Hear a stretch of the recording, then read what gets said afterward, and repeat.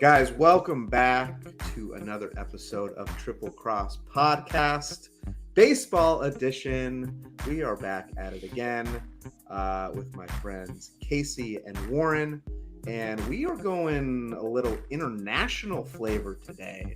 So stick around and you'll see what we got on the international front. We'll be right back after this short message.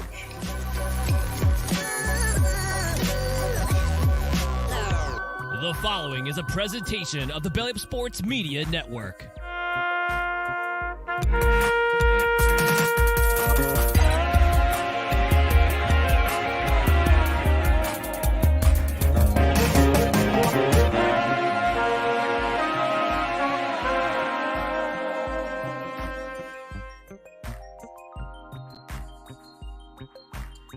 Welcome back to the Triple Cross Podcast Baseball Edition. We are going to go international today, and I am here with my two good friends, Casey and Warren. Again, the baseball guys. I'm so happy to have them both. Welcome back to the show, guys. I appreciate you both jumping on. I know this is maybe a little random opening question. I don't know. Maybe it is. Maybe it isn't. But to kick it off, I want to know, Casey, what was your most recent Amazon purchase and why? Yeah, I think my most recent Amazon purchase is probably the big crate full of Monster energy drink. Because we basically we drink that like it's coffee around here. Wow. By we I mean me. So yeah, I if you know John and myself, we're drinking Monsters like all day long, basically. So. What's your flavor? I like the ultra white the best, the kind of like white and silvery looking can. Right now I'm drinking some of the like light blue and silver, the ultra blue. So yeah, Okay. the ultra flavors are the best. Okay. Now a little plug to Monster in case Yeah. they want to come on and maybe be a sponsor one day. Who knows? Just throwing it out there. We'll open the door for that. Why not? Yeah, we'll open. Why not? Yeah. Warren, are you a Monster drinker at all? No, I can't say that I am. I don't do energy drinks. I just do a huge quantity of cold brew coffee, and that gives me all of the caffeine I could possibly handle. So okay, fair enough. Well, what was your most recent Amazon purchase? Now that we know Casey is heavily into Monster, please enlighten us on what your most recent one was. I was not aware this question was coming. I didn't want to come off, or I don't want to come off like a dork, but my most recent Amazon purchase was an automatic cat litter scooper litter pod, which syncs up to Bluetooth, which is amazing. Named it. You have to name it when it syncs up to Bluetooth, so I named it Marriage Saver. And the idea is that I never have to scoop my wife's cat shit again. Okay. So why didn't you? Why is this a more like a recent purchase? Rather, shouldn't this been done like 6 months ago, a year ago, or did you just have that new epiphany in your head recently? Oh, hindsight's 2020. Shoulda, coulda, woulda. I only found out about this thing recently, and fingers crossed it works. The cats, honestly, they will run up to it and watch it rotate in the bin and just like move their poop around. They're just like, what is going on? But again, I don't have to scoop, and that's awesome. Fair enough. If anyone who has a cat, I guess, Warren, this is a testimonial too to people that have cats that they should probably get this. Yeah, but I won't say the brand until they pay me to do it. So okay, smart man. Warren, better to scoop up your wife's cat shit than your wife's shit. So at least it could be worse. Could be always worse. But this thing, hopefully it's amazing. The way they sold it to us, the marketing was great. So fingers crossed. Let's hope for my sake. Well, we both learned a tremendous amount about both of you just now, and all of the viewers and watchers. We now have more insight into Casey and Warren's life, besides their love for baseball, of course. Before we get into the show, we do have to call out a few of our sponsors. So sponsor number one, big thank you to Perk Chinos. Perk Chinos, they make your booty look great. Warren, I may be getting you some for your birthday because we need to get your booty in shape here. When you're walking around town with me, I want to make sure that you get some looks. Even though you are, happily married, I just, I just the little people like some eye candy once in a while. So right now, if you buy two, you get one free. Link is in the description. Make sure you check it out. Also, we're sponsored by Yeetz Sunglasses. That's YEETZ Sunglasses. So head over there for 10% off. Use code BELLYUP for 10% off. We are also giving away 2 free tickets to an MLB game this year.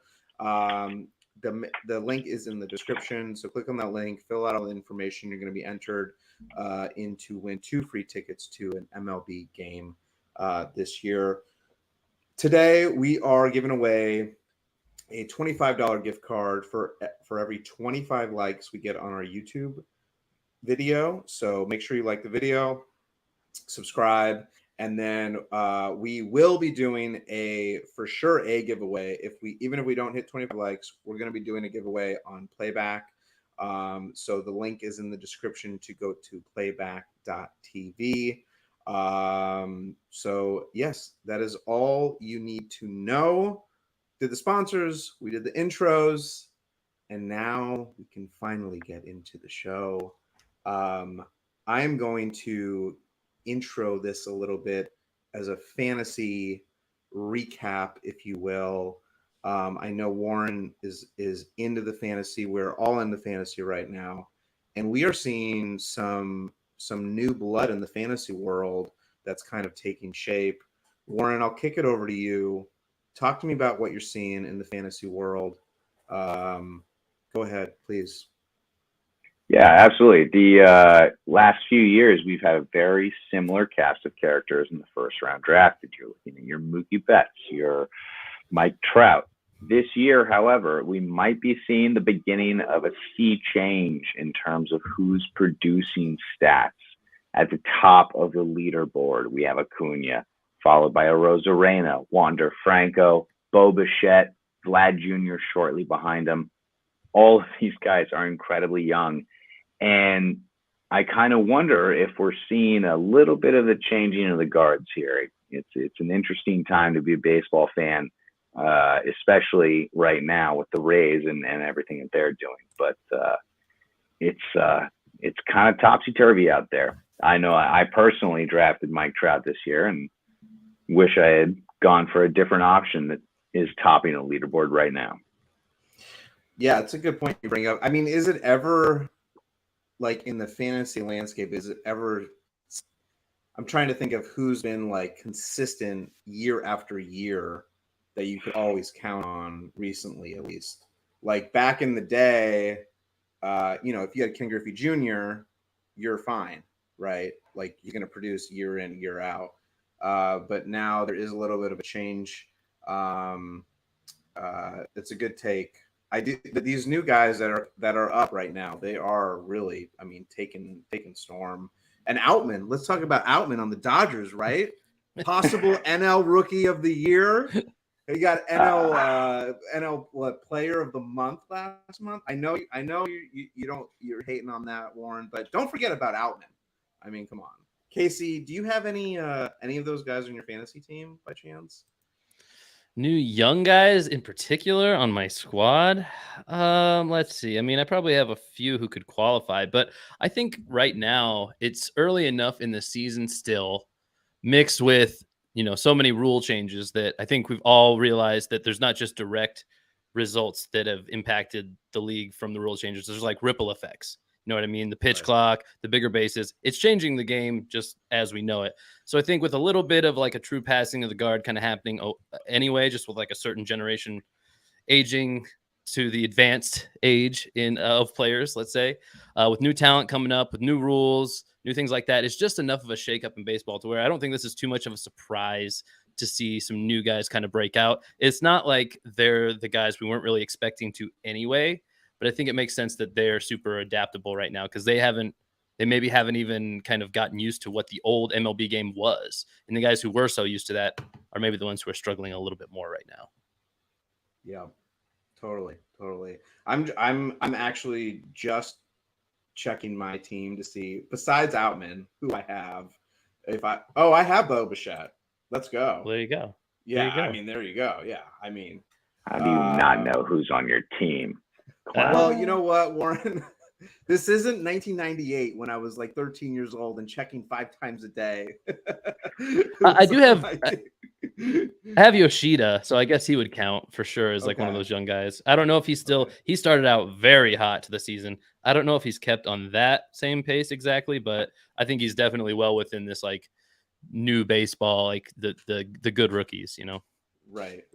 Well, Warren, since guys. You're pointing out that I may not check my fantasy team every day, who's on your team? Any stars on your team? Please enlighten us.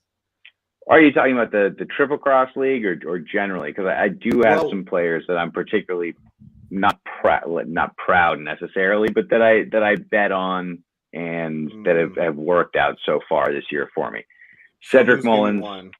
Okay. Cedric Mullins, Jared Kelenic out in Seattle. He's been he's like I don't know what you call it, a post hype sleeper. He was a highly touted prospect and had some hard times, and then has come through this year. Bryce Harper was a great deal. Got him in the 9th round because nobody thought he'd be back this early. In the 9th round? Holy cow. Yeah, in the 9th round. And then anytime you look at the Tampa Bay Rays, you got your Brandon Lau, your Yandy Diaz. I don't have Diaz, but I do have Brandon Lau. He's had a little bit of a rough patch over the last couple of weeks, but I mean, he hits in the middle of that lineup, and everybody in that lineup smacks. So he's got people on base all the time. It's what the Rays are doing is insane. I saw a great statistic that what was it? They had a series against the Mets, and Verlander and Scherzer are paid more combined than like the entire Rays team. And anyway, that's crazy. Do you think the Rays could go for the record? Like, do you think they could win 117 games this year? Casey, you're saying no. Casey, you're shaking your head. I just don't think so. Like, it's nothing against them. It's just too early in the season to be talking like that, in my opinion. Again, there has been a huge shakeup in baseball. The whole sport is a little different opposed to any other year in the past. But I'm not ready to call for a new like all-time wins leader team. Like, that's just I think that's unless they're within striking distance 75% of the way through the season or more. I don't even think you entertain that conversation yet. It's just you could look so silly with egg on your face by the end of the season if they have some kind of monumental kind of collapse. So, Warren, what's your thought on that?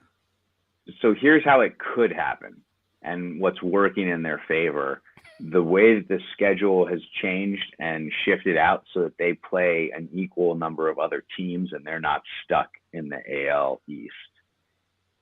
If they were stuck in the AL East, they'd be a 90 to 95 win team. If you unleash them on the rest of the league, I don't know what happens. And that's one thing I'm really curious to see about this year, just in terms of the overall league and how it shakes out, is the augmented schedule and the lack of division focus. If my San Francisco Giants get to play the NL Central a whole lot, it's going to be good. It's going to be good. Yeah, it is true with the new shakeup of the schedule. It definitely changes the dynamic. I don't know. We'll see. The Rays are a threat for sure, without a doubt. So we'll have to see how it all shakes out. Wanted to move on real quick. I don't know if you guys caught this or not, but Mookie Betts did not stay at the hotel with the rest of the team in Milwaukee because there's been talks of it being haunted. So shout out to the travel secretary of the Dodgers, Scott Akasaki, for setting up Mookie Betts in an Airbnb. First of all, hold on. Let's pause for a second. If there's a haunted like hotel and you're an MLB team, like, can we just stay away from that like altogether? Why are we choosing that? Like that shouldn't even be on like in the radar, right? Warren, am I right? And as soon as the first domino falls and Mookie Betts says, sorry guys, I just don't want to risk it. How does anybody else on the team stay there? Yeah. What? I mean, I would be if I was on the Dodgers and Mookie was like, I'm out. I'm like, everyone's out. Like, there's no way, right? Like, Mookie, get me an Airbnb. Yeah. That's funny. Yeah, I get that. I think honestly, personally, I don't subscribe to the whole like supernatural thing. So if I was like the hotel's haunted, oh no, watch out. Like, I don't think I'd buy into it. But if there are rumors that a hotel is haunted and that hotel happens to be named the Pfister, yeah, like I'm going to say, hey, let's not take our chances. How about that? So I'll pass too. I'll join Mookie in the Airbnb, I guess. That's an aspect I hadn't considered before. That's a good point, though. You got to look at all the angles. This is a new game, yeah. like we talked about. Baseball has changed. I just don't. I don't understand. Like, you can literally stay at any hotel. You have basically unlimited budget, and you're choosing this. There must be a reason why they're choosing that hotel. Like, there's obviously a history at the Pfister. So right, but like, all right, or at least give like, let's split up. I don't know. Let's go to let's book rooms at the Fairmont or the Marriott or the Hilton or something. Like, give the players the option. Bro, you're talking about Milwaukee. Yeah, I know. I've been there. You want to go to like the nice Motel 6? Like, I don't know what's up there. Hey, Milwaukee's nice. Okay, I don't know if you've been. It's very homey. Okay, it's like a mini Chicago. Yeah, I don't know. I don't know. I think Scott Akasaki could a little bit up his game there, get away from the spooky hotels. That's all I'm saying.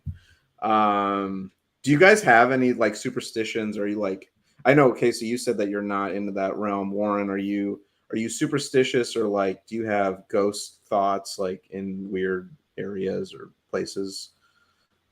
No, I don't have ghost thoughts, but I think there's like a fine cut here. Like, I've worn the same socks for like a 3-week winning streak.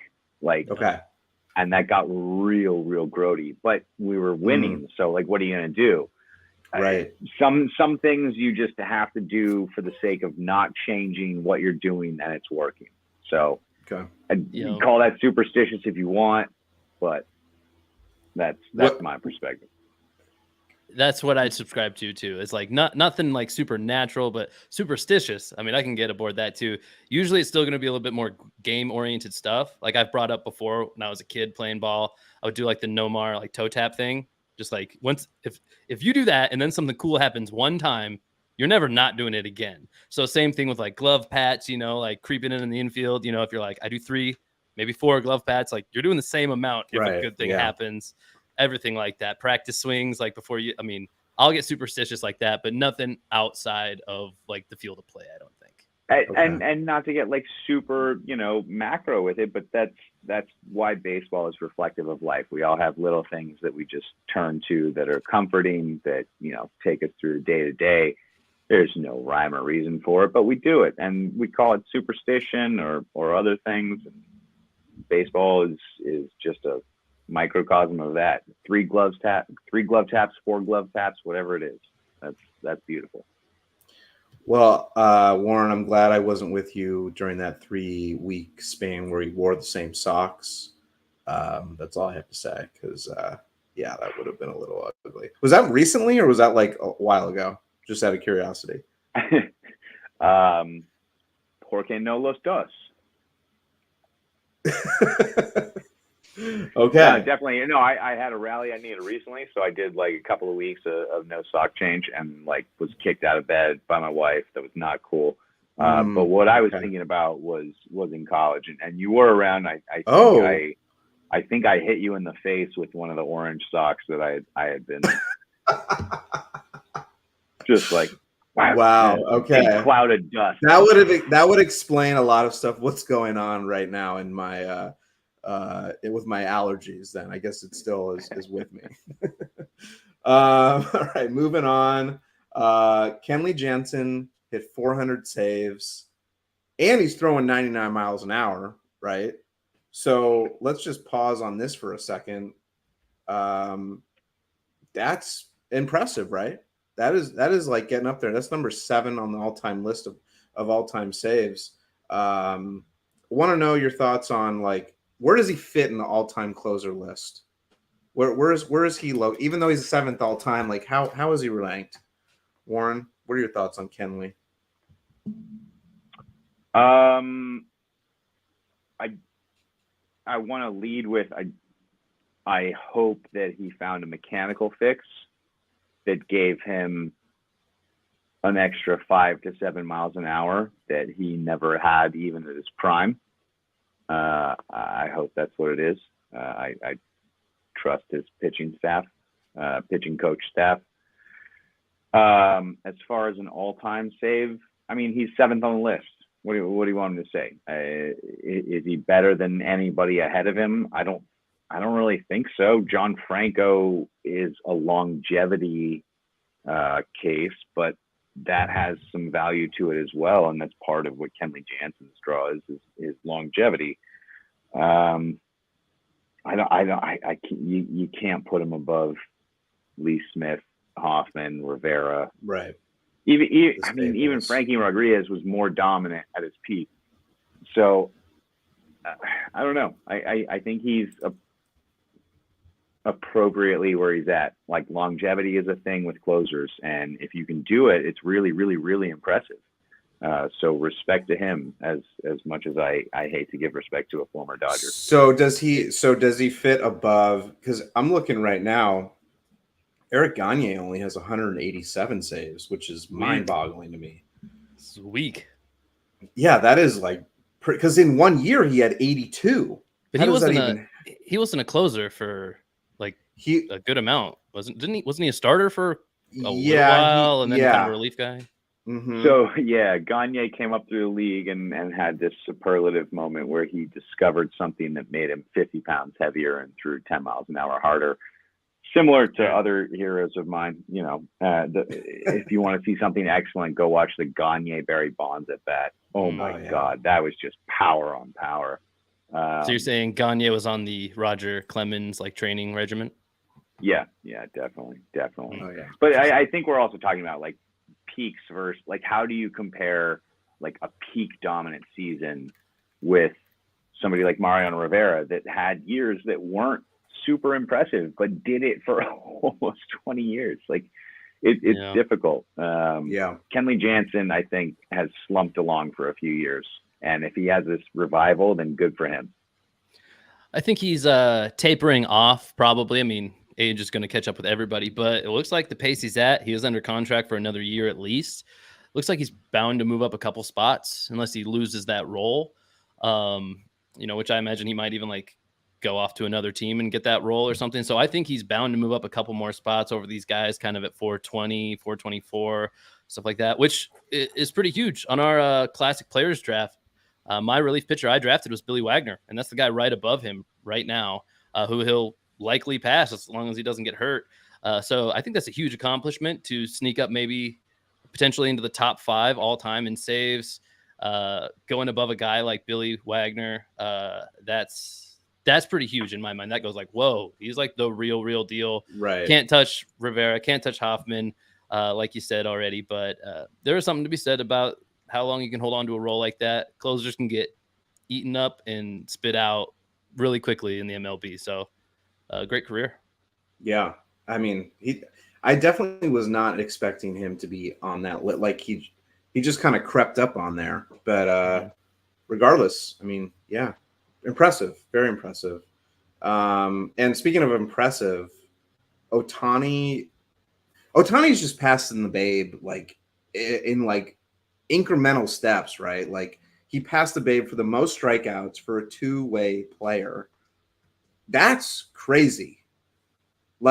You're talking about the Babe, and then this guy's just slowly overtaking some of his records that have been around for decades. I mean, I don't know. Ohtani is a once in a generational kind of player. And it's exciting to see him play. I want to know your thoughts more on Ohtani passing the Babe Warren. What else is he going to do? What else is he going to pass up on the Babe? You're asking me how he's going to what? He's already passed the Babe. There's never been anything like this before. I don't really understand the question because it seems like you're underestimating. So you think Ohtani is a better player than the Babe right now? Yeah. Okay. He's a better player than we've ever seen in the history of baseball. Wow. Period. Yeah. Already. Like, you're talking about a fairly short career in MLB too. So like to be able to pass a guy in like volume metrics is insane. Right. You know, maybe all the right, but greatest of all time. let's just throw this out there. What if Ohtani, God forbid, knock on wood, but what if he gets hurt? He's only 28. He could still come back from an injury, especially and come back and pitch, you know, unless it's like particular to like the throwing arm or something, you know. Right. But like you know, if he gets hurt playing the field or something, like great, he can pitch even more then, I guess. Like, right. Yeah, is he going to be like 7? Like if he had to choose one or the other, he would still be a 6 or 7 WAR player from either side. But he's also right now both. And I think that your question, Matt, is underestimating how freaking superlatively awesome that is and how unique that is.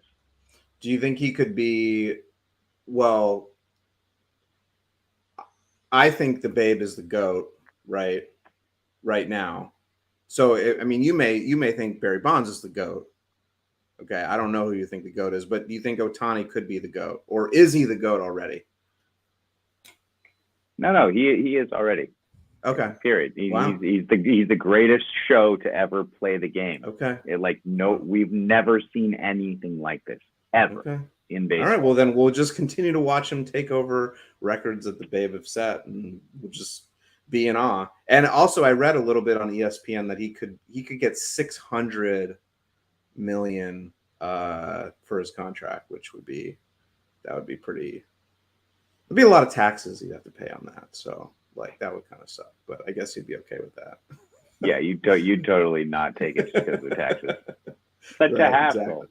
I mean, like in California, like that's it's a big tax bill. You know, where's that going to be though? Will it for sure be in California? How long? I don't think he's staying. I think he's staying on the West Coast. I mean, first of all, the weather's better, number one, and like for him, like to get over to Japan, it's a shorter flight. So like, I think he just stays on the West Coast somewhere. But the Dodgers, I think, I would put the Dodgers up there for sure. That's my hope and my dream and my 2 cents. Warren, it's a nice looking ball, Warren.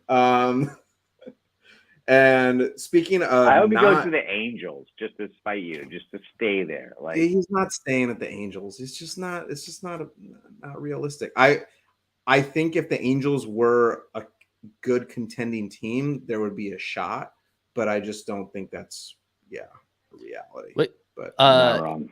It's been a minute since I've been on a baseball, or since we talked about this at least, but we do have confirmation that the A's are moving to Vegas, right? That's like done deal.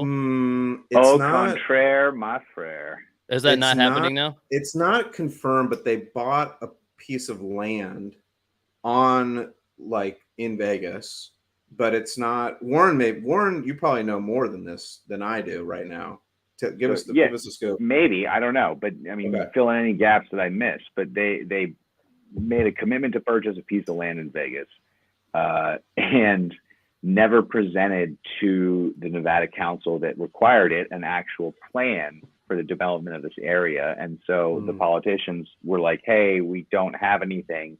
So then Dave Cavill and Fisher are, oh my God, they're panicking. And they're like, okay, what other places can we get in Vegas? And they came to an agreement with the owner of the Tropicana. I don't even want to say a name. I don't want to speculate. The owner of the Tropicana to demolish the Tropicana and build a stadium there with a corresponding casino. But that's totally up in the air. And there is less certainty there than there ever was at Howard Terminal in Oakland. And now in Oakland here, there's starting to be rumblings that, oh my God, they might come back because they have no other options. Wow. It is an absolute disaster. Well, Oakland I can't. is pissed. The A's are pissed. Vegas is pissed. And the only people that deserve to be pissed at are justifiably pissed at. It's Fisher and Cavill, and these guys need to sell the team. Period. Well, I didn't corroborate this ahead of time, right? So that I'm sure you're right about all you said, but let's just imagine for a moment they succeed in the relocation to Vegas or somewhere else. Let's say they can figure something out. Maybe it's even a few years out still, but they know it's going to happen. What a better way to turn around the worst franchise in baseball to sign like the marquee player. Like that would be nuts, right? So total fiction, total fan fiction there, but I mean, let's just throw that in there for fun because that would be amazing. Kind of wherever they land, like Shohei, the franchise player on a new franchise, could be interesting. Yeah, but let's keep in mind that when the Forbes article came out earlier this year that talked about the top 5 most profitable franchises in the MLB, the A's were on it. Their model of destroying their team and their product on the field is working for their ownership. And that's but is it problem. Sustainable long term? That's the real question. Because I mean, if they've you lose been games, yeah, but they've been making money for they've been profitable for a long time. I mean, like they've had little moments, right? They've had moments where they're relevant, right? For sure, yeah. I mean, can the A's ever get to a place of, let's say the A's were a winning franchise, right? Are the A's ever going to the caliber of a franchise like even like the Giants or the Dodgers or the Yankees, the Red Sox? Like there are those franchises that even if they suck, like people are still going to the stadium. They're still buying their everything, all their gear. Like the A's are not, I don't know if they're at that caliber, even if they are winning. They're kind of like the Rays, you know what I mean? Like I don't know. I hear you, but a good relocation can go a long way. I mean, yes, I agree. If you think about like the football kind of most recent thing you compare that to is like the Broncos situation. Sign a future Hall of Fame quarterback. Results were what the results were last year with Russell Wilson. Get a new owner, the owner of Walmart. Like, you have new money. Like, you never know what just new ownership relocation will do. Sign Sean Payton out of retirement, one of the most sought after head coaches in the league, and all of a sudden people are like, the Denver Broncos could be one of the best franchises in the game. You never know. Yeah. And it only takes a few years to build up that kind of notoriety with the right circumstances, if everything goes right. For sure. Spoken like a true Broncos fan. I am not a Broncos fan, but I am a Sean Payton fan, though. Sean Payton fan. Yeah, we'll see what happens with the A's. It's a big shakeup. Warren, you did fill us in, so thank you for that new information because we thought it was a locked in deal, but apparently the A's, anything is on the table. It's an S show. Hey, boy. We could make that a part of today's show. Send the A's over to Japan. Make Shohei extra happy. Maybe he'll take a hometown discount. Now we're cooking. And if you were looking for a segue to the next segment, I mean, there it is. And speaking of, we are going to get into the meat of our show. So recently, there was a series in Mexico City when the Giants played down there with the Pods, right? Yes, the Pods. And the Dodgers just announced the Pods and Padres are going to be opening next year in South Korea. So between those two things happening, I only saw it fitting to do an international show where the MLB is going to be expanding to all. We're already in North America, but there is South America, or there is Central America in North America. So we're expanding to all 7 continents. So we collectively, as a group, and also everyone that is watching, we are going to build out a MLB international teams, systems, operations. And so that's what we're doing today. It should be fun. I'm looking forward to it. It's going to be maybe a little strange and awkward because we're going to go to all 7 continents. But let's pull this up. Let's get this rolling. I'm going to add this. All right. So how it's going to work is we are just going to go in order, and we will pick where we want to place a team. So we're going to give each box will have a team name. We can add a location, and then we can dive into this a little bit more because the baseball is expanding, and so we want to give baseball some ideas on where to expand to, some team names, the whole 9 yards. So I'm going to kick it over to Warren to lead us off. Where do you want to go expand baseball? I would love to see baseball in Antarctica. Here we go. Okay. And I'm not sure how this would work. I think the power expenditure necessary to heat a stadium, maybe you could like drill it into the ice. But I think the Antarctican penguins, have a real shot of taking the cup this year. Antarctican penguins. Did I spell penguins correct? I hope. I think so. Yeah. Okay. Antarctican penguins. Okay, nice. I like it. So where are the Antarctican penguins playing? Like what? Give me their the stadium that they're going to be playing in. Well, like I said, it's drilled out of ice, okay. And everybody has to bring their own seal fur blanket, otherwise you kind of freeze to death. And really, the only people that watch the games are the scientists that make their way out of the bubbles that they're in Antarctica, because Antarctica. Okay. Maybe in the outfield, I could see like ice fishing, like not in the outfield, but for an activity for the kids to do would be like ice fishing, instead of the slide at the Giant Stadium doing a little ice fishing. Yeah. Totally. I love it. I love it. So you have vendors in the outfield and they're pulling up, what is it? Antarctican cod, and you get a frozen cod sandwich. Awesome. I love it. All right. Moving on. Casey, where are we expanding the bigs? Yeah. I'm going to go ahead and take an easy one here. Okay. Warren, thank you for breaking the ice, if you will. Come on now. You think I wasn't going to take a gimme? Yeah.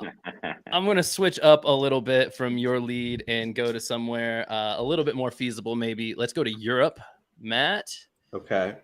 And I'm going to say, over in Europe, basically the countries are kind of like states there. I think we need a whole country behind the teams, maybe not a city. So I'm going to go with the France Frogs. Okay. France Frogs. Okay. Now, I think that if you want to go just a city, you could go Paris Frogs, I guess, but it's hard to pass up the alliteration of France with the Frogs. At first glance, you might think, that's a pretty American looking view of France. We kind of call them frogs, kind of hopefully fondly. That's how we're using that terminology. Either way, France Frogs makes a lot of sense. I mean, as far as I know, they do eat frog legs. I think that is accurate. And again, the alliteration, that's great. It lends itself to a color scheme already, green and something. So you got a lot of stuff already in the making there. Plus, even if it is kind of an American nickname for the French, you're going to need that in expanding. It's still an American sport. You're going to need some fans from America to jump on board the bandwagon, at least to start it off. There's not probably going to be enough fans of baseball in France to kind of, match up against like the Yankees or something, let's say, like a big fan base. So something that's kind of playful like this, I think it does really well. They could probably play somewhere like the lily pad or something. I don't know, so you just get cutesy with that. The name, I like that. I like that. Yeah. Something like that. I think I provided enough of the franchise details there. Okay. Yeah, that's fair. That's good. I like that. All right. I'm going to expand to South America. We're going to go to Chile. And we're going to go with Are they the chili dogs? The chili dogs. We're going with the chili dogs. You took it right out of my mouth. Oh boy. Chilean chili dogs. All right, so the Chilean chili dogs. we got some chili dogs, obviously the ballpark. First, a South American team. This country has just I feel like there's a lot of opportunity here for expansion in Chile. Also, just breaking the ice in the South America region. It would be a good place to have a baseball team. That's what I can say. Yes. But what are they going to sell at the concession stand? I mean, chili dogs. Oh, We're going chili dog. Yeah, for sure. Definitely. Chili dogs. All the Chilean food that you can think of too. Yeah. I don't know I would want the stadium to be on the water though. It's got to be on the water since they are on the water. So that's something I can definitely think of. You got the option in Chile to have a really high elevation stadium too. So don't forget about that. They have a lot of mountains. If you want to kind of and that means a lot of home runs. Stats. That's what I mean. If you want those kind of numbers for your home team, right? I don't know how. Yeah, it would be definitely a high home run territory. All right, Warren, where are we going? We are going down under to Australia. And we are going with the Outback Drop Bears. Outback Drop Bears? Drop Bears. You don't know about Drop Bears? Oh, you don't know about Drop Bears? I need to know about this. You just don't walk in the Outback because they're up in the trees and they drop on you. Oh, yes. Okay. Wow. Are we talking like, I don't know what they are either. Are these like koala-sized bears or? Oh, no, they're bear bears. They're bear bears that drop down from above. They're drop bears. Mm-hmm. That sounds terrifying. Well, we know what their mascot's going to be for sure. Yeah. It's going to be a surprise is what it's going to be. So what city are we, what are we going to? Oh, no, the Outback is not a city. It's just a large expanse of territory where you might find drop bears. So they aren't even going to tell the opposing team where the stadium is. You got to find it in the Outback first before you even get a chance to play. Obviously. Yeah, there's no roads. You just drop a pin, and then all of a sudden you exit all of the cacti and trees that have drop bears, and there's a magical field. And you play a baseball game and hope that you get out alive. Wow. Okay. This is we're really giving some MLB some good insight on what to expand to. Casey, where are we going? Hopefully somewhere where we can find the stadium. Yeah. I was actually thinking that maybe we'll go, let's go to Asia. Let's go to Asia. I triggered some inspiration when I mentioned the high elevation that you could have in Chile. I'm going to go with in the Himalayas. Let's go with the Himalayan Hackers. Because they're going to be dropping bombs. I mean, we are only picking up power hitters on this squad. They are founding the franchise on the basis that, we're going to have your Adam Dunns, your Kyle Schwarbers, like the guys who are like, it's kind of home run or bust, honestly. Like you can bat $180. That's fine. That's kind of the team average, honestly. But we slug up there with the top of the league. We try to average about 35 home runs, per starter on the roster, per year. At a minimum, basically, actually. So, the whole premise is you're hitting the long ball. All the merch will be designed around hitting home runs. Let's see, what does that mean for the concession stand? You're dropping I don't know. I need help, guys. What do they have at the concession stand at the Himalayan Hackers? It's probably in the highly contentious region between Pakistan and India. So I would imagine some, mortar shells and. Interesting concessions. Okay. I could see some chicken tiki masala, probably. Okay. Yeah. Maybe something with a little Himalayan sea salt. I don't know. Yes, definitely. Absolutely. Really stretching here at this point. Yeah. Interesting.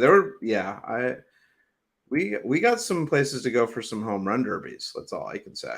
We're gonna have opposing teams players just passing out on the field. Like it's gonna be too high elevation. Like somebody's going down. It's a matter of how many from the other team. Our guys just like they do all the like the legal stuff you can do, but they're up there as high as you can get, like swapping out blood if that's legal. I don't know. Well, they're gonna really ride the line of what's legal and not legal as far as MLB goes.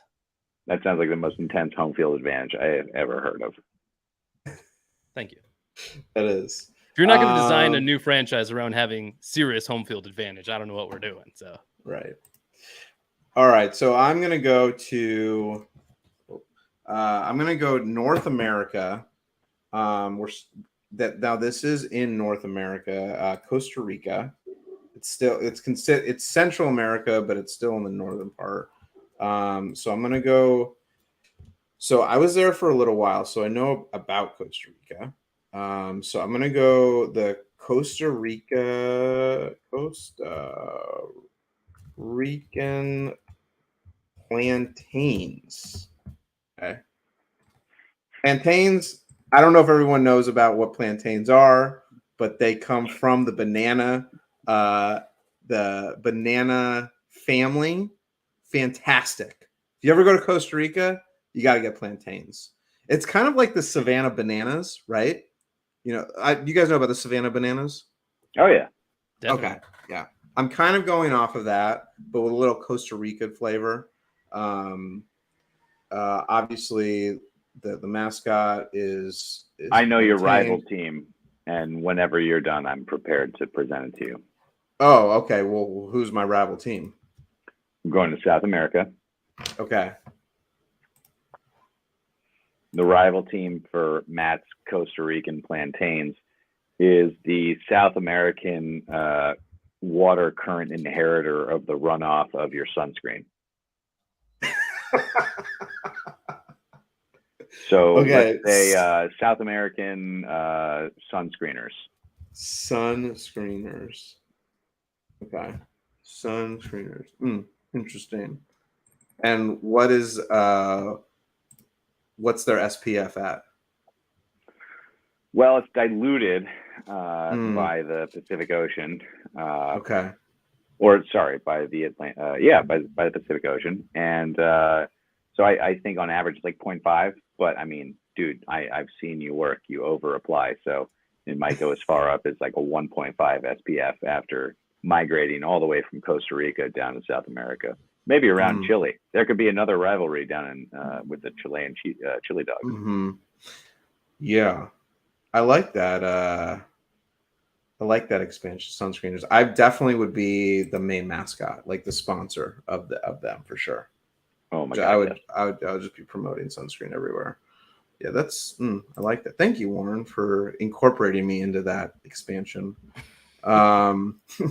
Casey, I know you got something special lined up. I got something. How special it is, we can decide. Actually, this one's a little bit of a cheat code, but per the rules laid out ahead of time, I believe this fits, and there's maybe some fans already that could go along with this franchise. I'm going to go to North America here. Okay. And while it is maybe skirting the spirit of the rules, I'm going to expand to Boise, Idaho. With the Boise Blazers, the team from our Huntin' Dubs series on this channel. Like I said, we already have some fans of the Boise Blazers. We just had a home run derby yesterday for that squad, and it went pretty well. Fans were pretty excited with that. They have a nice like blue/light blue color scheme already. If you want to see what those jerseys look like, check out the Huntin' Dubs series on this channel. And they're going to be all things fire based. This is like a speedster based team. The Blazers, they're going to be running quick. You need 3 outfielders that are basically all like just stud center fielders. Like no balls dropping in the outfield. That's what we're doing here. It's all speed and defense, basically reminiscent of my my classic player draft team as well here. This one really hits home. I'm from Idaho originally, for anybody who doesn't know. So taking up the old U.S. expansion. I wanted to get there before somebody else tried it. So Boise Blazers. Good to hear. Good to hear. No Nice. balls dropping the outfield. So you got child labor up in that, or what? Yeah. We're gonna have children running around in the outfield. That's what it is. Yeah. Are there any minor league teams that are close that you know Not of? particularly. I mean, really, there's the Spokane. I do believe they're still called the Spokane Indians. Okay. They're still behind the times on that one. I don't know. They're not a very serious. I mean, sorry if you're on the Spokane Indians, but as far as I know, I think they're a single A team, if I'm not mistaken. I don't really know, honestly. Nothing crazy. Not any super high level baseball around here. Obviously, you got like the Rockies down in Colorado. You got the Mariners over in Washington. Kind of a void up there. You might say there's not enough population, but people will fly in to watch the Blazers play because their style of ball is so fun to watch. So Fair enough. no worries there. Fair enough. I'm looking forward to seeing the Blazers in person. All right. Well, I'm kind of not piggybacking off of the Blazers at all, but I'm going to Europe, and I'm going to Italy because I've been there. It's nice. I like things over in Italy, especially the Parmesan cheese. So I'm going with the Italian Parmigiano. Oh my God. So actually, here's a fun fact. In Italy, in Parma, there is baseball. There's an Italian baseball league that actually so in World War II, when the American troops were in Italy, they taught Italians how to play baseball. So that was the expansion in Italy. And in Parma, there is Italian baseball. So they're sprinkled, and they're in the WBC. So I only thought, saw that fitting. But I feel like this team is going to be a little bit on the bigger side because they eat a lot of pasta. Obviously, like we're bringing in like the full nine yards for the food, all Italian, and then we'll have designated parking for the Ferraris, the Maseratis, the Bugattis, the Lamborghinis. So if you have one of those cars and you get your own designated area, and the stadium would be like top-notch architectural Italian style. So yeah, that's kind of where I'm going with that. Real quick before we pass over to Warren, we are doing a giveaway on this show. For every 25 likes on the video, we're doing a $25 gift card. If we don't hit that for some reason, we are going to be doing a giveaway, but it'll be on PlayBack. You can join us over there right now if you want to and have two screens up, but we'll be going there after the show is over. We are doing a giveaway there. And I will kick it over to Warren. Oh, guys, the next team, we're moving over to Africa. Oh, here we go. We have, speaking of minor league teams, we have the South African Emerald Miners. Now, they only play against minor league teams despite having a outsized payroll. And, over the last 5 years, they're 92-0, playing against other minor leaguers, excuse me. And yeah, they always start the game on third base. Okay. Do we know? Okay. I like that. One thing I'm realizing when we're talking about all these different teams around the world is like, what is the travel situation going to be like? Their schedule, we got to figure out a schedule. Like, we're not flying all over the world all the time. So are we staying? Like, we got to figure that out. I'm just thinking, in the sake of making sure that we're easy on our players traveling around the world. I guess we would just stay in one continent and you just play all the continents. Like, everyone would go to one continent and then play each other and then move to another continent. Is that how you guys maybe would think about it? I'd say you're the commissioner of baseball at this point. That's Okay. up to you to figure that part out, Matt. That's what I'm going with. I think everyone flies to a continent and we do like tournaments and then we go to other continents. Because flying all over the globe, like, that would just be Well, what about the Antarctican Penguin Stadium that's carved out of ice in Antarctica? I mean, how are you going to not play there? Yeah. No, you'll play there, but everyone's going to go to Antarctica. Like Mm. we're going to play a tournament there, and then we will go to another continent. Because otherwise, you're traveling. Your travel schedule is like a complete mess. You know, that's I'm how just I. trying. That's my. I'm just trying to put together new, exciting franchises for the league. You know, I'm going to let the league decide how we're going to make this stuff work. You know, we're just Okay. trying to sell tickets here. All right. All right, we're just trying to sell tickets. All right. South African Emerald Miners. Casey, you are up with our next team. Yeah, let's head back on over to Australia. Gonna go with Okay. something a little chalkier here. We got some of the outrageous ones out of the way already. Gonna go something that could actually work here. I'm gonna go with the Sydney Sharks. You know, I don't know that sharks are super prevalent down there, but I'm just gonna assume they are. You know, there's a lot of ocean surrounding Australia. I don't know if you guys know that. And I don't know about you, but I have seen Finding Nemo.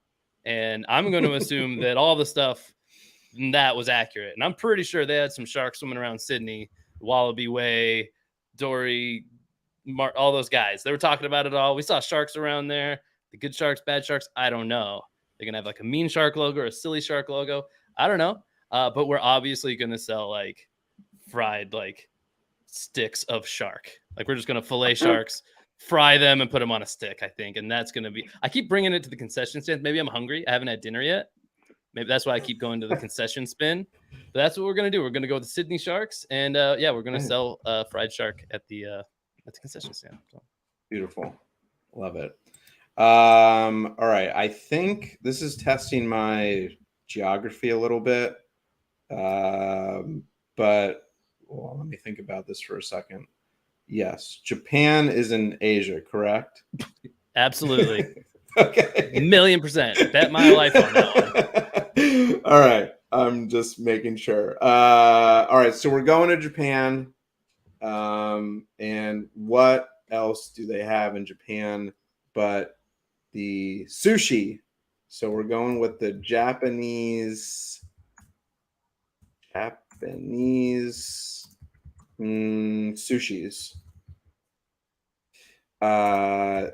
This obviously is a very talented team. Probably Otani's playing there, and we got sushis, and we already have stadium built. We have the whole nine yards already squared away, so there's not much work that needs to be done in terms of PR. And best sushi in the league. So let's go. Warren, you're up. All right, it's time to recognize the bad boys of the International League. We're going to South America. We're going to do the Brazilian Chevrons. Ooh. Chevrons. Now, this team, their toxicity just leaks out across the league, unfortunately. Now, they're good at what they do, but that doesn't mean that they're good. So their primary rivals are pretty much everybody in terms of longevity. They also are known to subversively hire private investigators to smear people that might write accurate articles about them. So, Brazilian Chevrons. Cool. Like it. Casey, you are up. Yeah, I'm going to. This one's a package deal with the team I already said. The Boise Blazers would be nothing to this new MLB if we didn't bring along their rival team from South America to finish up the continent. We're going to go with the Lima Lemurs from Peru. Lima, Peru. It's the second biggest city in South America, so it makes sense, population-wise. Going to sell a lot of tickets. About 9 million people living in Lima these days. Like I said, that's the second biggest city. Lima Lemurs, the long-tailed little primates. Yes, I don't know what they are. Yeah, are they, or are they Lima with an I, Matt? I know. Oh, I know. I'm doing some Lima lemurs. You said? Yeah, lemur with an E. There you go, and a U. Yeah, well, it's a weird looking U, but it's okay. There you go. There it is. There we go. Lima lemurs. I'm still stuck. Are they a primate or like almost like a rodent? It's kind of It's kind of, I think they're a primate though. Yeah. So smart team. They're, I don't know what the lifeblood, like what the whole essence of this franchise is. We're going to let the people of Lima decide this one, because there's enough fan power there where the fans are really going to be the whole spirit of the team here. So they don't need any North American influence on this one. They know baseball well enough in Peru, so where it's going to be very true to Peru year one, right out of the gate. This place is exciting. It. That's a great pick. I have to piggyback off of my Japanese sushis with my Russian spies. I know that is not related at all, but I mean, it is only fitting, right, that we are going with the Russian spies. Obviously, these guys are for sure cheating all the time. They are bringing out the full gamut of trying to cheat and get away with stuff. And it's definitely it's cold. This is in St. Petersburg, by the way. It's cold. You got to wear your mink coat to the stadium. Naturally. Yeah, obviously. Maybe see some celebrity guests, maybe like a Putin or something will pop in once in a while, say what up. Maybe have a shirt on, shirt off. Who knows? He'll maybe do the first pitch, actually. Russian spies. Well, I imagine nobody else on the planet is going to have say in whether or not he's throwing out the first pitch or not if it's going down in Russia. So I imagine he's throwing out a lot of first pitches if he likes baseball. That's very true. All right, Warren, kick it over to you. Let's see. Can we go back to Antarctica? I mean, we got to get 4 teams there, right? Yeah. We got the Penguins. How about the Antarctic? Leopard seals. There we go. Those are the most terrifying beasts. They live in an incredibly harsh environment and are just humongous.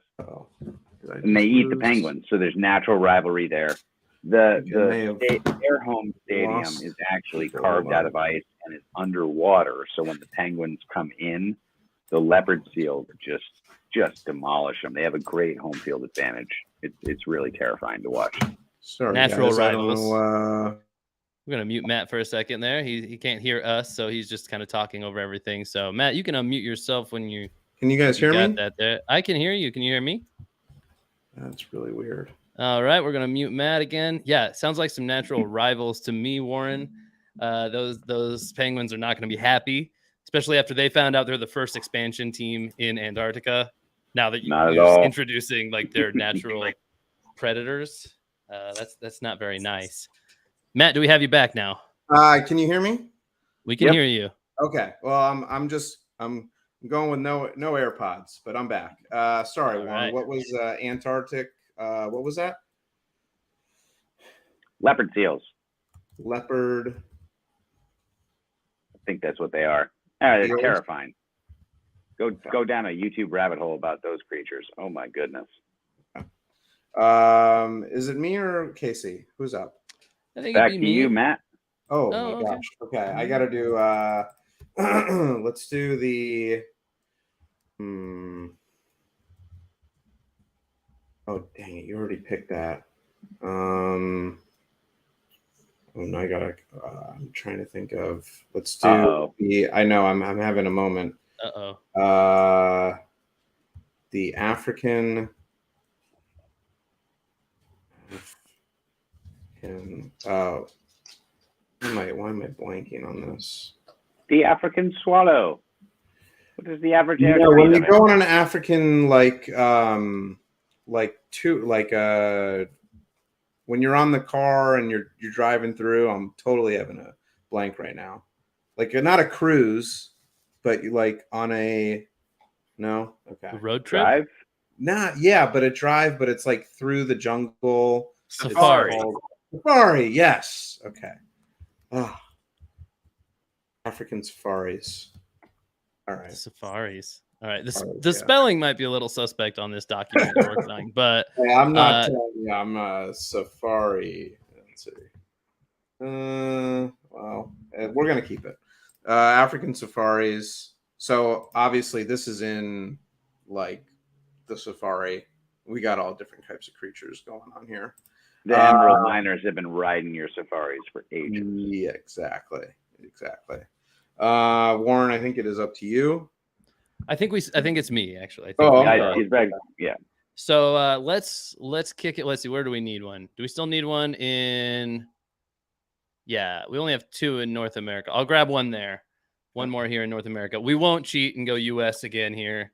We'll actually treat this as it was meant to be. Get some Central America teams that are technically North America in here.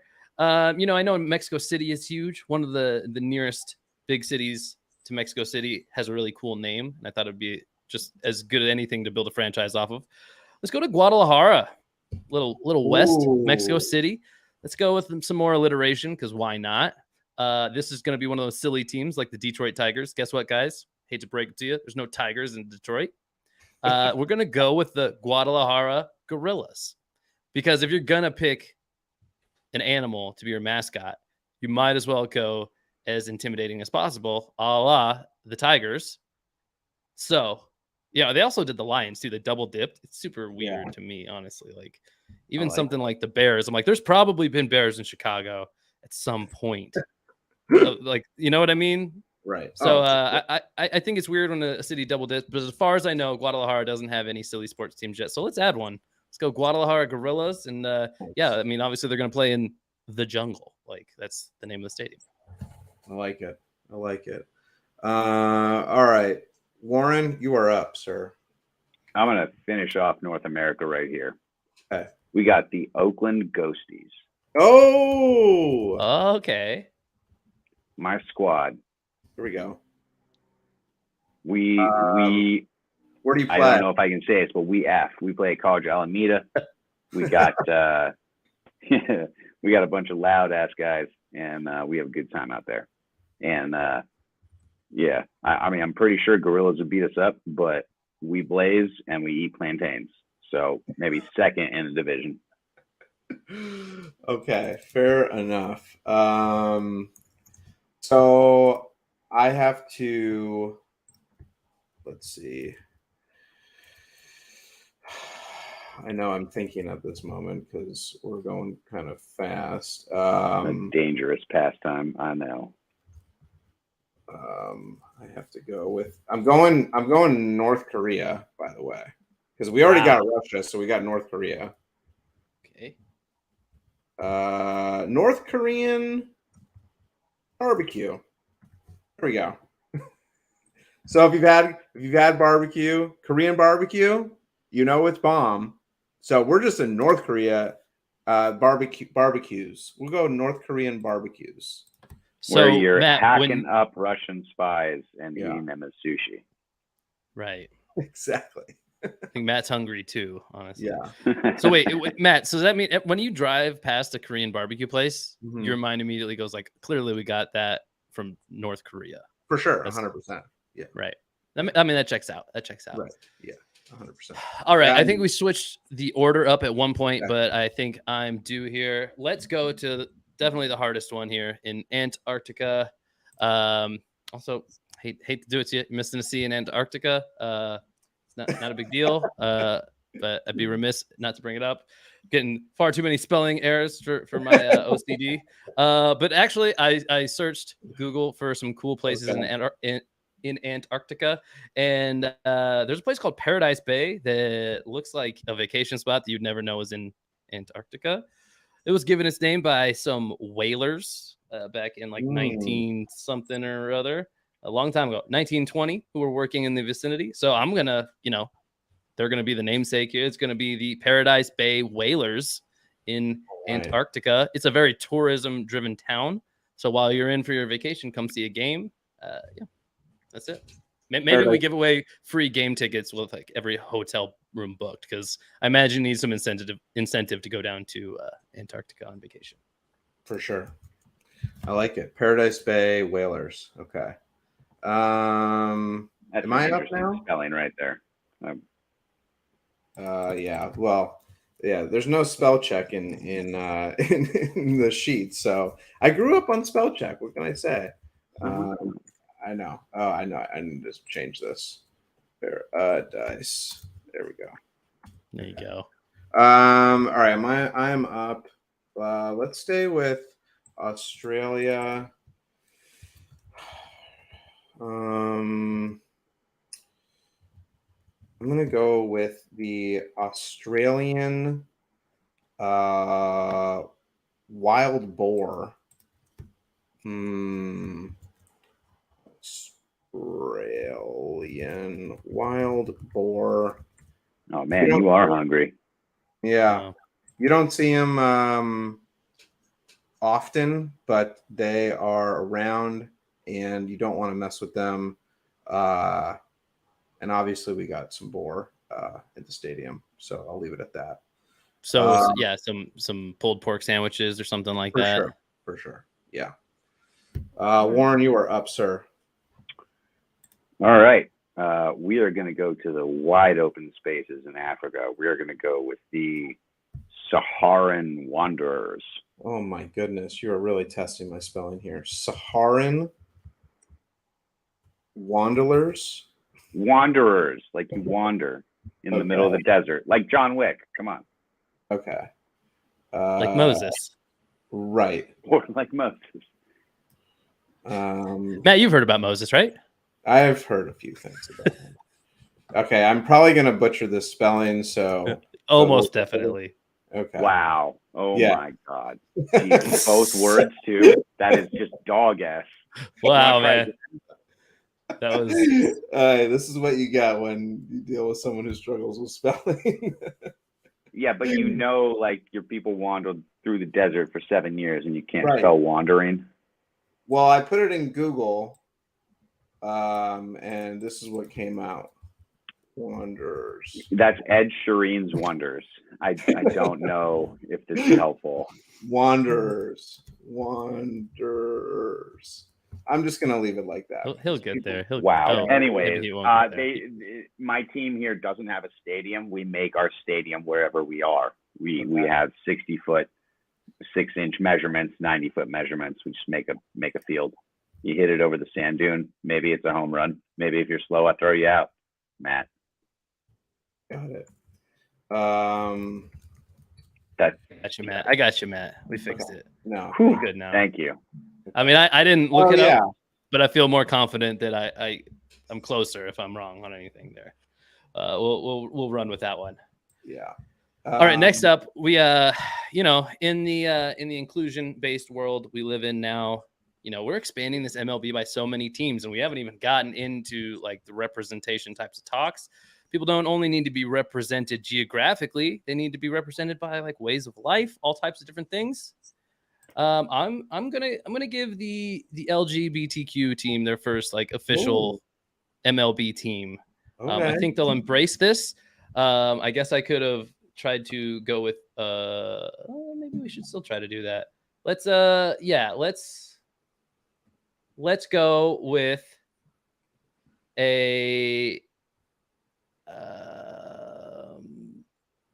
let's go with the island off of Africa. We'll go back to Africa. Mm-hmm. The Madagascaran rainbows. I'm going to go with the rainbows here. And they're going to be, like I said, they're a tiny island, a pretty good sized island, but I can't imagine it's very populated. Didn't look up the population. Again, they're going to need some American fan base to kind of help launch this franchise.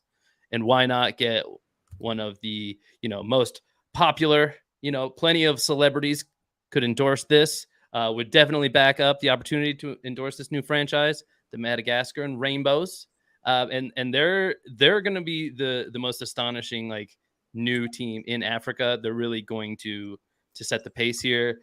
Again, being that they're on an island, they're going to have a massive home field advantage. That's going to be a deterrent for even the other African fans to travel, the other African teams' fans to travel over there. So they're going to have rainbows literally all over the stadium. It's going to be just rainbows as far as the eye can see. The fans, they're going to roll out rainbow banners from one deck down to the other.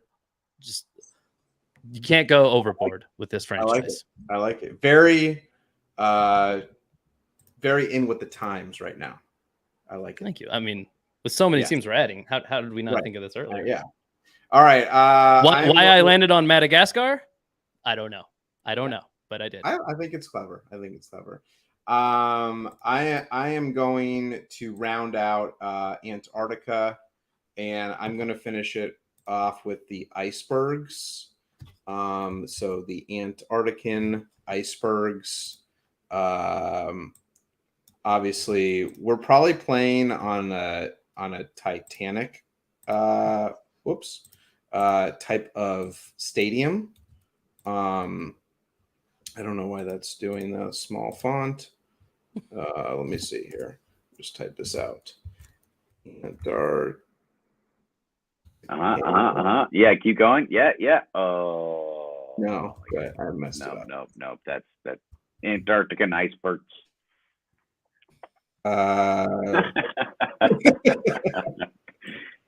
Oh boy, this is fun, huh? I'm an iceberg. There we go. The icebergs were playing on a Titanic type of stadium, surrounded by icebergs. We also have ice, like the ices. We got everything type of icy that's going on, like the little snow cone ices, and yeah, we want to crush it. We want to crush it in Antarctica. All right, and last but not least, Australia. Who's got it? We have more empty spots than that. We do.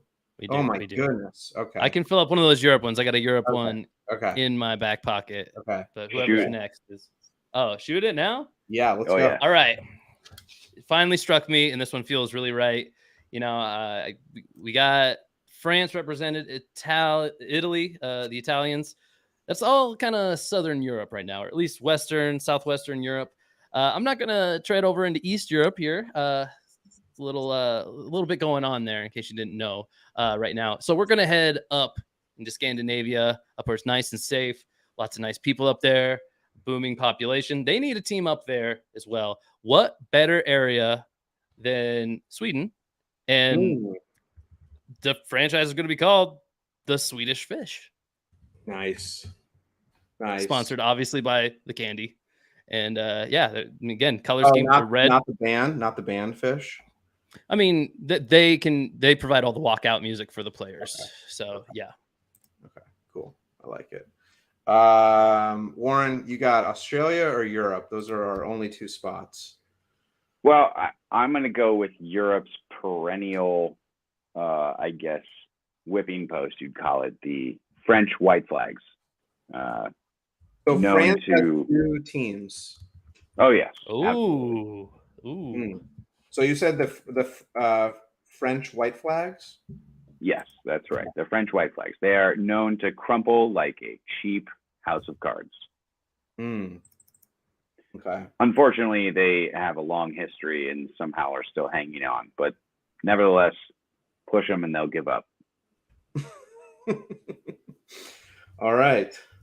Good stuff. Okay, so I guess any of you guys want to take Australia, the last spot here? I think that's all you, man. Okay. You may have to bear with me while I come up with stuff. I mean, we got wallabies, we got kangaroos, wildfires, we got dingoes, giant spiders. Everything wants to kill you and is terrifying in Australia. Yeah. I like the Australian. I like the Australian snakes. Or you do the Australian can crusher, which is the Australian women you meet at a bar that you're really interested in, but they have no interest and they just leave serendipitously. And you're just like, what happened? This is a family-friendly show, Warren. So we're gonna keep it with the Australian snakes. Yeah. I like the idea. Good idea, but I'm gonna veto that. Australian snakes. I think we're done, guys.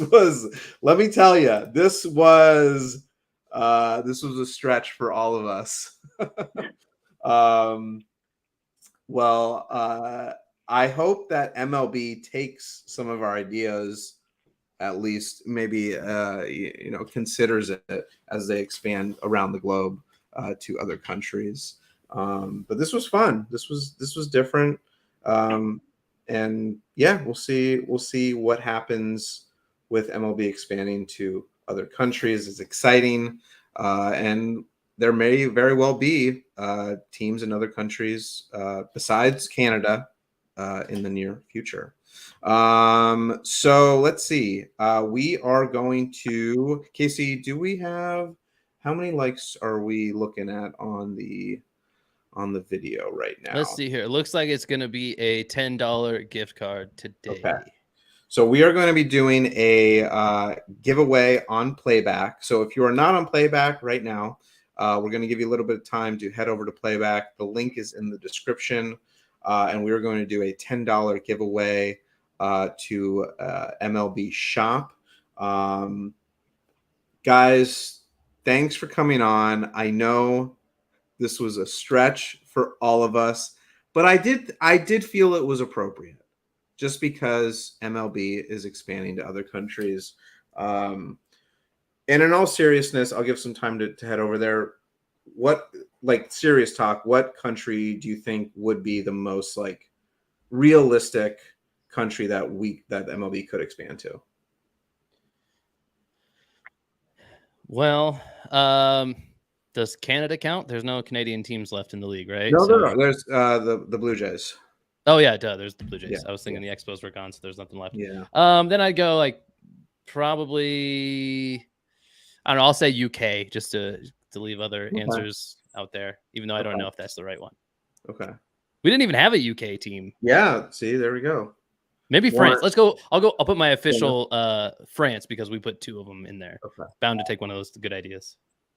Warren, are you thinking France too as like a possible realistic option?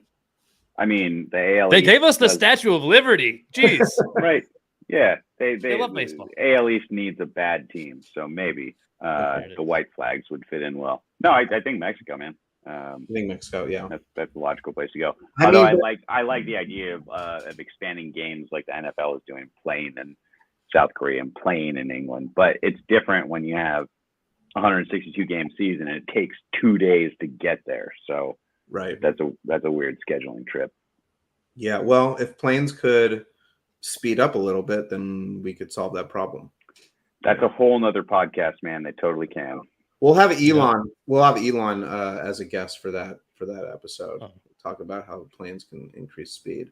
So yeah, the owner of the South African diamond miners. Yeah, we should talk about the team. Guys, thanks for coming on the show. Appreciate you guys. We're doing our giveaway on PlayBack, so if you have not gone over there yet, make sure you head over there now. And we will be back for another baseball episode next week. It'll be a good one, so you don't want to miss it. And thanks all for joining, and we will see you all later. Bye now.